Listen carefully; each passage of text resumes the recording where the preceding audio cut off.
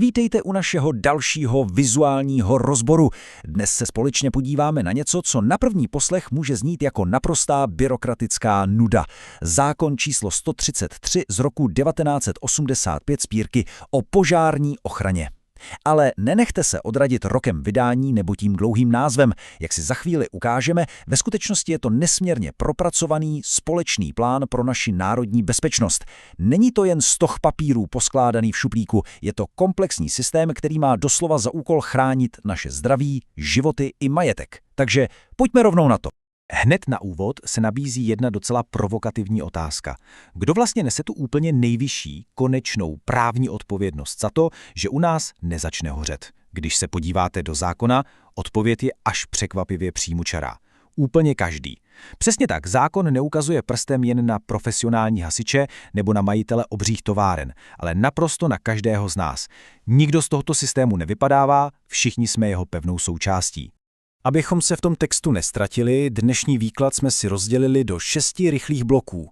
Projdeme si sdílenou povinnost, mrkneme na 3 kategorie nebezpečí, pravidla pro firmy, nezapomeneme na údržbu komínů, představíme si zasahující hasičské sbory a na závěr se podíváme na to nejcitlivější – sankce za porušení pravidel. Začínáme hned prvním bodem, kterým je sdílená povinnost požární bezpečnosti. Víte, je strašně důležité si uvědomit, že prevence požárů vážně není delegovaná jen na profesionály. Jde o univerzální občanskou povinnost nás všech. Zákon totiž výslovně stanovuje osobní i věcnou povinnost. Co to znamená v praxi? Znamená to, že občané musí nejen předcházet požárům, ale pokud už nastane krizová situace, jsou právně vázáni poskytnout takzvanou přiměřenou pomoc. A to se myslí naprosto doslova. Když velitel zásahu potřebuje nutně přístup k vašemu zdroji vody, potřebuje vaše auto nebo dokonce vaší fyzickou pomoc, zákon vám říká, že mu musíte vyhovět. Tedy pochopitelně za předpokladu, že tím neohrozíte na životě sami sebe nebo své blízké. Ale tady to začíná být opravdu zajímavé. Zákon totiž myslí na to, že záchrana jednoho místa nesmí způsobit kolaps někde jinde. Určuje proto naprosto přesné výjimky.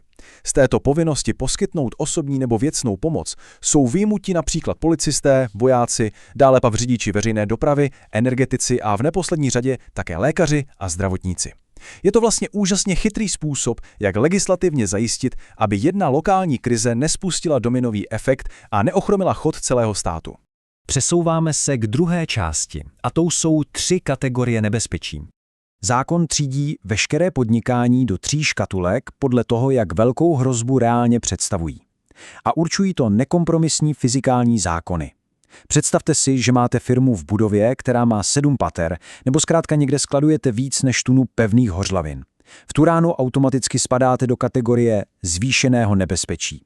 A pokud má ta budova pater rovnou 15, případně chemikálie váží přes 5000 tun nebo provozujete obří podzemní prostory pro více než 200 lidí, tak jste rázem v kategorii nejvyšší, tedy vysoké nebezpečí. A jak asi tušíte, s každou tohle úrovní pak strmě stoupá i veškerá byrokratická a bezpečnostní zátěž. Což nás plynule přivádí k naší 3. kapitole. Povinná pravidla pro podniky a jak vypadá jejich dodržování v praxi. Jakmile nějaká firma ví, do jaké rizikové kategorie spadá, musí začít konat. A tím se vážně nemyslí jen to, že v e-shopu koupí pár hasičáků a pověsí je na zeď. Úplným základem je neustále, a to zdůrazňuji neustále, udržovat 100% průchodné únikové cesty a volné plochy pro hasičská auta. Tam, kde toto riziko vyžaduje, musí firma ze zákona zřídit takzvané preventivní požární hlídky přímo ze svých zaměstnanců. A je tu ještě jedna naprosto kritická věc, na kterou se často zapomíná. I ten sebemenší požár, který si sfouknete sami, zkrátka musíte okamžitě nahlásit příslušným hasičům. Pro ty úplně nejrizikovější provozy platí ještě jedno hodně tvrdé pravidlo. Tady nesmí být požární bezpečnost řešena až za pochodu, metodou pokus-omyl. Bezpečnost musí být detailně naplánována předem.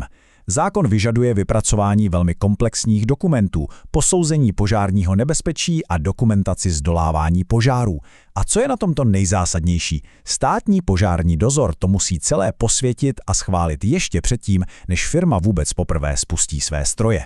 4. bod našeho rozboru se týká něčeho hodně praktického. Jsou to kontroly spalinových cest, tedy řečeno lidsky komínů.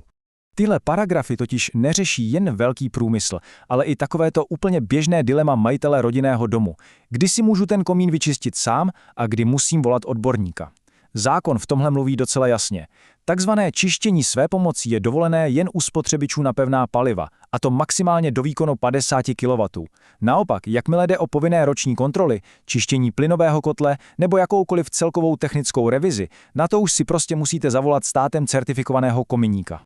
A víte, co je na práci kominíka podle tohoto zákona to nejzajímavější? On v podstatě funguje jako takový státní bezpečnostní auditor. Představte si, že vám při kontrole objeví na komíně závadu, která bezprostředně ohrožuje život a nejde hned opravit. Ten člověk ze zákona nesmí mlčet. Je legislativně nucen tuto skutečnost do 10 pracovních dnů nahlásit stavebnímu úřadu a hasičům. Takže nějaký hodně nebezpečný komín opravdu nezůstane jen vaším malým domácím tajemstvím. A jsme u 5. kapitoly, uvidíme, kdo nás vlastně chrání. 4 pilíře hasičských sporů.